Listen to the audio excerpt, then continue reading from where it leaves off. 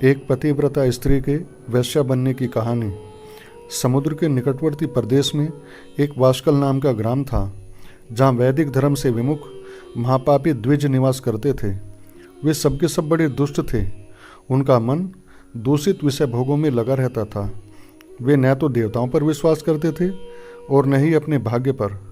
वे सभी कुटिल बुद्धि वाले थे और सभी वैश्यावृत्ति करने वाले और दुष्ट थे। वहाँ की स्त्रियां भी बड़ी कुटिल स्वभाव की, स्वेच्छाचारिणी, पापी, गंदे विचारों वाली और व्यभिचारिणी थी। वे सद्व्यवहारों और सदाचार से सर्वथा शून्य थी। दुष्टों के निवास स्थान उस वास्कल नामक ग्राम में किसी समय एक बिंदुक नाम का ब्राह्मण रहता था।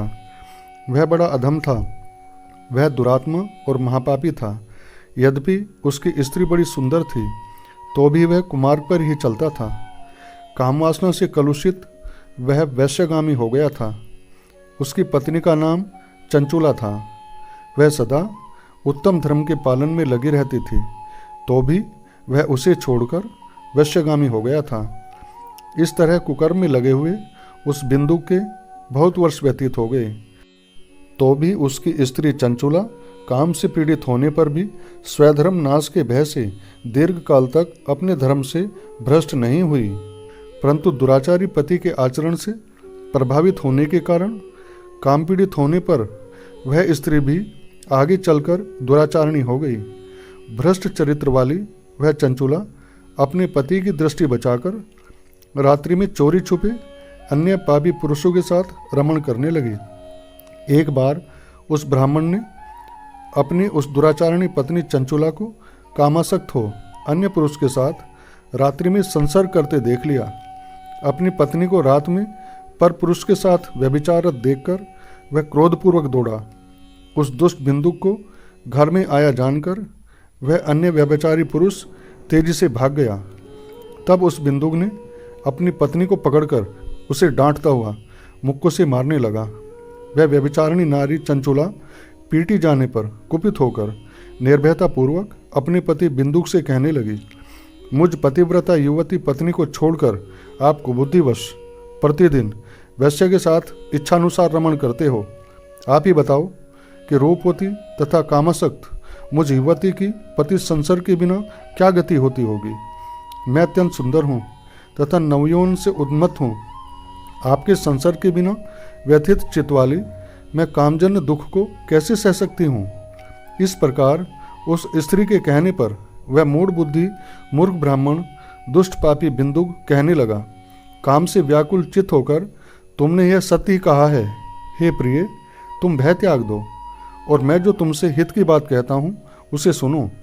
तुम निर्भय होकर नित्य अन्य पुरुषों के साथ संसर्ग करो। उन्हें संतुष्ट करके उनसे धन खींचो।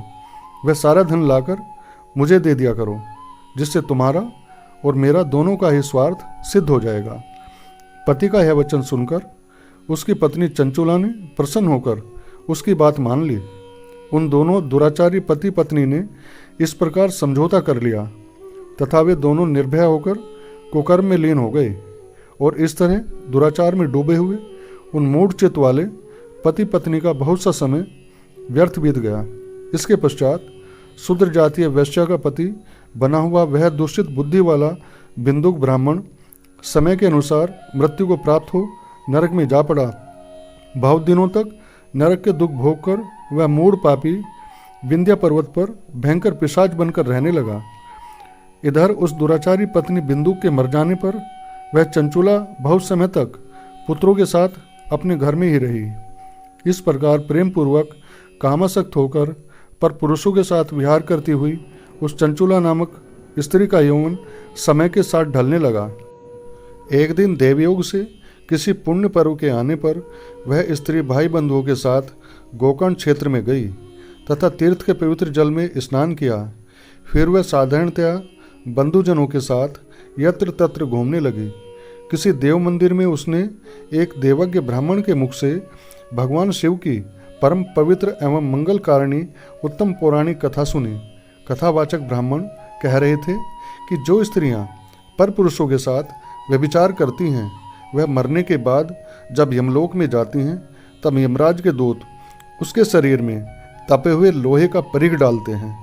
पौराणिक ब्राह्मण के मुख से यह वैराग्य बढ़ाने वाली कथा सुनकर चंचुला भय से व्याकुल होकर थरथर कांपने लगी। जब कथा समाप्त हुई और लोग वहां से बाहर चले गए, तब भय से भयभीत वह चंचुला एकांत में शिवपुराण की कथा कहने वाले उन ब्राह्मण से कहने लगी, हे ब्राह्मण, मैं अपने धर्म को नहीं जानती थी, इसलिए मेरे द्वारा बड़ा दुराचार हुआ है।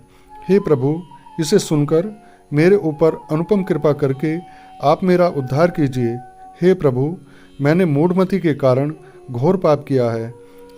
मैंने कामांध होकर अपनी संपूर्ण युवावस्था व्यभिचार में बिताई है। आज वैराग्य रस से ओतप्रोत आपके इस प्रवचन को सुनकर मुझे बड़ा भय लग रहा है। मैं कांप उठी हूँ और मुझे इस संसार से वैराग्य हो गया है। मुझ मूढ़चित्त वाली पापनी को धिक्कार है। मैं सर्वथा निंदा के योग हूँ।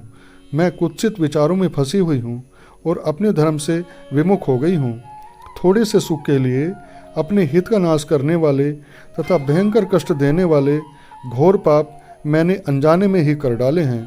हाय, न जाने किस किस घोर कष्टदायक दुर्गति में मुझे पड़ना पड़ेगा, और वहाँ कौन बुद्धिमान पुरुष कुमार्ग में मन लगाने वाली मुझ पापनी का साथ देगा। मृत्यु काल में मैं उन भयंकर यमदूतों को कैसे देखूंगी, जब वे बलपूर्वक मेरे गले में फंदा डालकर मुझे बांध देंगे, तब मैं कैसे धीरज धारण कर सकूंगी।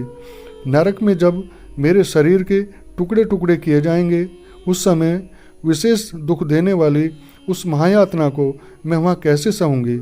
दुख और शोक से ग्रस्त होकर मैं कैसे शांति प्राप्त कर सकूंगी। हाय, मैं मारी गई, मैं जल गई, मेरा हृदय विदीर्ण हो गया और मैं सब प्रकार से नष्ट हो गई, क्योंकि मैं हर तरह से पाप में ही डूबी रही हूँ। हाय विधाता, मुझ पापनी को आपने ऐसे दुर्बुद्धि क्यों दे दी, जो सभी प्रकार का सुख देने वाले स्वधर्म से दूर कर देती है। हे द्विज, सूल से बिंधा हुआ व्यक्ति ऊंचे पर्वत से गिरने पर जैसा घोर कष्ट पाता है, उससे भी करोड़ गुना कष्ट मुझे है। सैकड़ों अश्वमेघ यज्ञ करके अथवा सैकड़ों वर्षों तक गंगा स्नान करने पर भी मेरे घोर पापों की शुद्धि संभव नहीं दिखती। मैं क्या करूं, कहाँ जाऊं और किसका आश्रय लूं? मुझ नरकगामिनी की इस संसार में कौन रक्षा करेगा? हे ब्राह्मण, आप ही मेरे गुरु हैं, आप ही माता और पिता हैं। आपकी शरण में आई हूँ, मुझ अबला का उद्धार कीजिए, उद्धार कीजिए। इस प्रकार खेद और वैराग्य से युक्त हुई चंचुला उस ब्राह्मण के चरणों में गिर पड़ी।